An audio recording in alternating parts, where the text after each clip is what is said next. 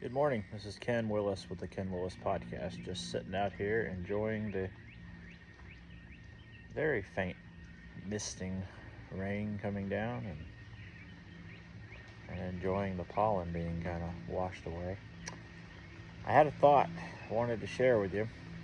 If you read the book of Judges, chapter 2, it really explains a lot of things, especially in Christianity today. You have a generation that dies that had seen God work, that had known Joshua, they had known, some of them had even known Moses. They had seen God bring them through the wilderness, and then some of them had actually, a lot of them actually had, most of them had seen the Jordan River part, had seen the conquest of Canaan, had seen the walls of Jericho and fall, and seen the victories at Ai, and seen all of the conquest. They knew the Lord. They heard Joshua's words. A small part of them had actually seen, Moses actually preach and things, and they had heard all of the words and the law and things like that. But then it says that generation died, and then another generation after them died, and then a third generation arose, which knew not the Lord. Now, they had all of the writings, they had all of the stories, they had all of the tradition and the orally passed down things, and they had a Christian upbringing, if you want to make that comparison. They had a biblical Christian upbringing, and yet they did not know the Lord. And it says that they forsook the Lord, and they turned to Baal and Ashteroth. And so within 3 generations, you have the original people, you have their grandchildren turning to Ashteroth and Baal, which is two parts of one thing, really. You have called Baalim in the Bible. You'll see Balaam or Baalim.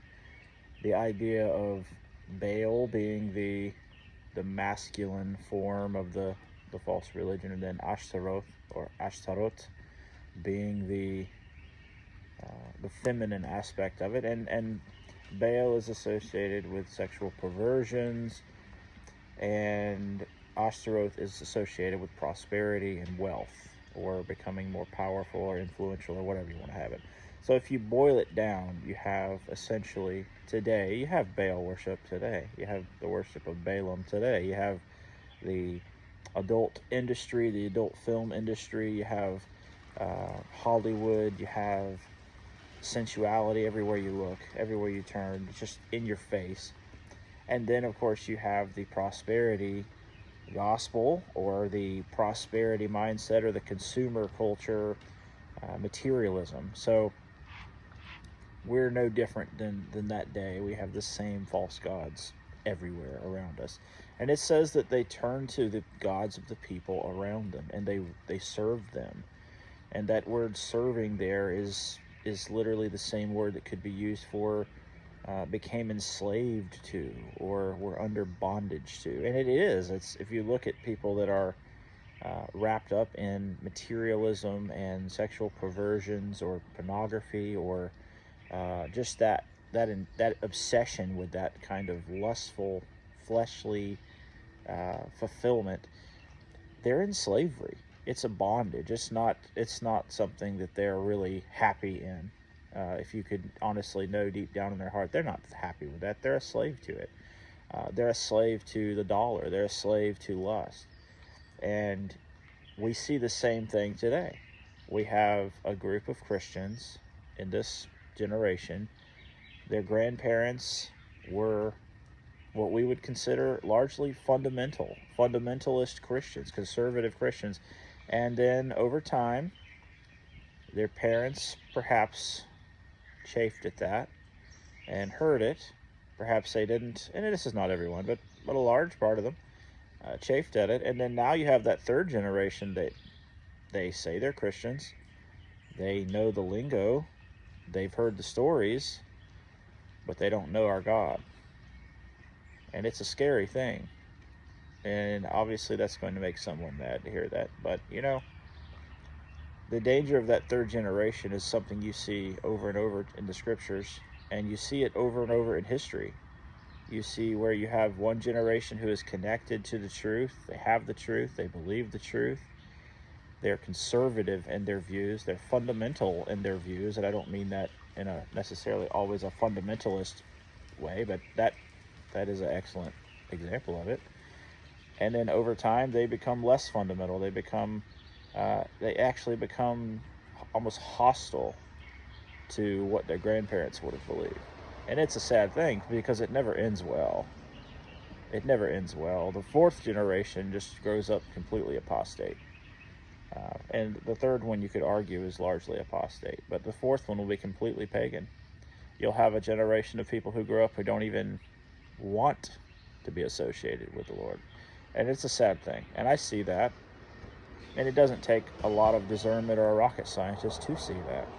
And I see a lot of that going on even with my alma mater, where I went to college. I see that going on. You have a group of people who are pushing to make the school less like that of their grandfathers, less like that.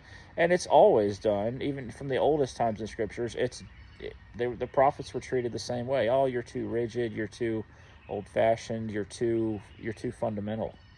You need to get with the culture. You need to be more culturally inclusive. And that's exactly what the third generation did in Canaan. And they intermarried with pagan wives. They adopted their pagan gods. They adopted their customs. And before long, they were a generation who knew not the Lord. And their children were damned because of it, because they grew up completely lost. And so there's always going to be that sentiment of, oh, you're too old-fashioned, you're too strict, you're too rigid. And there's always going to be extreme examples of people who are legalistic.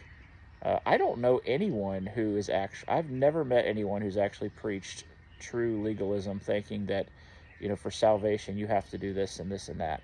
Now, I do know people who have preached, if you're truly saved, you're going to live holy. And that is a bad word in Christianity right now. Holiness is a bad word. Separation is a bad word. Fundamentalism apparently is getting to be a bad word. So to me, that just tells me that it's a sign of the times we're in. It's also a sign of that third generational cycle. And eventually, if it continues like that, it will lead to a fourth generation of complete pagans, of people that live in total darkness and blindness. So it's something we should think about. And when you read the book of Judges, especially chapter 2, it's really hard not to think of that and to see that. And I know there's people that'll get really upset and even fuss at me over that. And that to me is indicative of the problem. It's not making me question that interpretation. It's proving that to be the case. Because it always starts very small. It always starts, well, we're just going to loosen up a little bit and be more culturally inclusive. Well, the problem with that is we're told we are a peculiar people. We are a set-apart people. And there's a lot of Christians that want nothing to do with that. They want Jesus. They just don't want any holiness. They want Christ and they want his benefits, but they don't want any separation. And Jesus says, if you're going to be my disciple, you are going to have to deny yourself, take up your cross, and follow me. And if anyone will live godly in this world, you will suffer persecution. And a lot of times that persecution comes from other professing believers. There are many that are going to say, Lord, Lord, in that day, and their fruits do not line up with it. And it's just not going to work out. And I'm not calling everyone's salvation into question. It's just a fact that there will be a lot of people who will say, Lord, Lord, who never knew him. They never were his disciple. They never followed him. They claimed his name. They maybe said a prayer. They might have wrote a Bible verse on their Instagram page, but that doesn't mean they knew him. It doesn't mean they were following him. And Jesus made it pretty hard. I mean, he said, if you're going to follow me, it's going to cost you everything. And we live in a very cheap Christianity here, especially in America. I see it. I see a lot of just cheap Christianity where we want all of the benefits and the glory and the grace, but we want nothing of the holiness. We want none of the character of Christ, which is beyond love. Love demands obedience. Love will result in obedience. And so if you have a faith that you profess in Christ and it produces no fruit and produces no holiness, James says you have a dead faith. Your faith is vain, it's empty, it's worthless, and it may not even be real. So that's just a thing I was thinking of, and maybe I'll end up making a post or book out of this sometime. But anyway, not for the faint of heart, but I think it's something we need to think about.